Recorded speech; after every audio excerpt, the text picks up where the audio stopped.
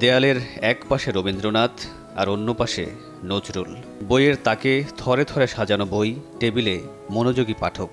কেউ কেউ আয়েসে পা তুলে সব কিছু ভুলে গিয়ে ডুবে আছেন বইয়ের পাতায়।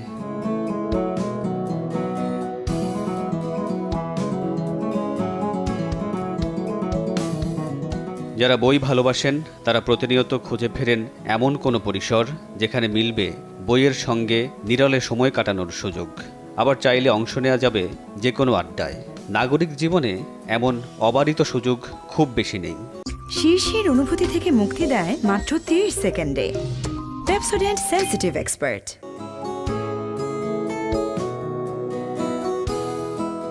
মিরপুর 11 নম্বরে গড়ে উঠেছে ঋদ্ধি বুক ক্যাফে।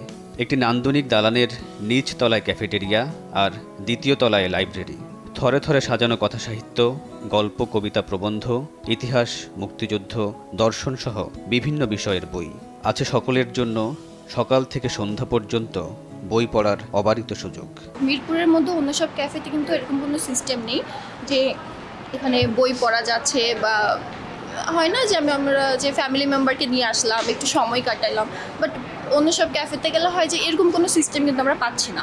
এটা আসলেই আমার জন্য তো খুবই বড় খুশির ব্যাপার যে মন চাইলেই যখন অফ ডে পাবো বা যখন একটু মনে হবে যে না ভালো লাগছে না, তখন এসে আর এখানে তো বইয়ের কালেকশনগুলো খুবই সুন্দর করে গুছানো।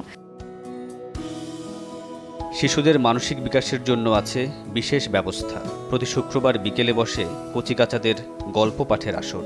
6 বছর থেকে 12 বছরের যে কোনো শিশু অংশ নিতে পারেন সেই আসরে। বৃদ্ধি প্রকাশনে একটা পুরো বড় রুমই আছে, কিডস জোন আমরা নাম দিয়েছি। এটা প্লেগ্রাউন্ড না, এটা এখানে বাচ্চারা আসবে, বাচ্চাদের বইপত্র রাখা হয়েছে এবং আমাদের একটা গল্প পাঠের আসর আমরা চালু করেছি প্রত্যেক সপ্তাহে শুক্রবার 5টা থেকে 6টা পর্যন্ত। এইটা আমরা এই জন্যই করেছি যে ছোটবেলা থেকে বাচ্চাদের বইয়ের সংস্পর্শে আনা, তারা যেন বড় হয়ে বইয়ের পাঠাভ্যাসের প্রতি আগ্রহী হয়ে ওঠে, এটাকেই আমরা চিন্তা করে করছি। আছে শত বছরের পুরনো দুর্লভ কিছু পত্রিকা আর বইয়ের সংগ্রহ, যা ব্যবহার করতে পারবেন বিশ্ববিদ্যালয়ের ছাত্র কিংবা গবেষকরা। আজ আমার অবসর সময় ছিল, ভাবলাম একটা নতুন লাইব্রেরি হয়েছে, তো ভাবলাম দেখে যাই, ঘুরে যাই। বই প্রেমিক মানুষও অবশ্যই যেখানে বইয়ের খোঁজ সেখানেই তো যাবে, তাই না? আমি আজকেই প্রথম এসেছি। আমি আমার সিনিয়র আপুর কাছ থেকে শুনেছি এটা সম্পর্কে, তো আসলাম, ঘুরে দেখে গেলাম।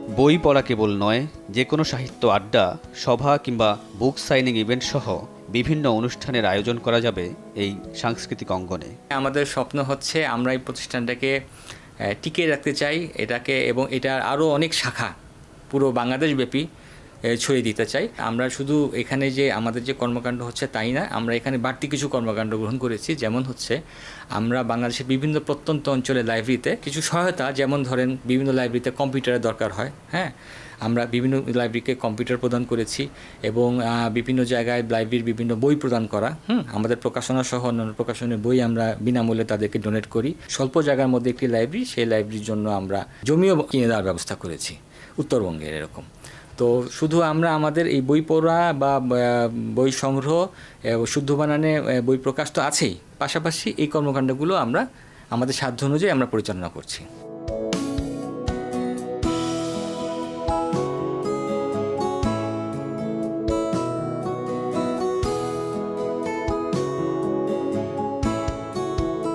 একটি অবসর বিকেল কিংবা সব কাজের শেষে একান্ত একটি সন্ধ্যা আপনি কোথায় কিভাবে কাটাবেন তা একান্তই আপনার ইচ্ছে।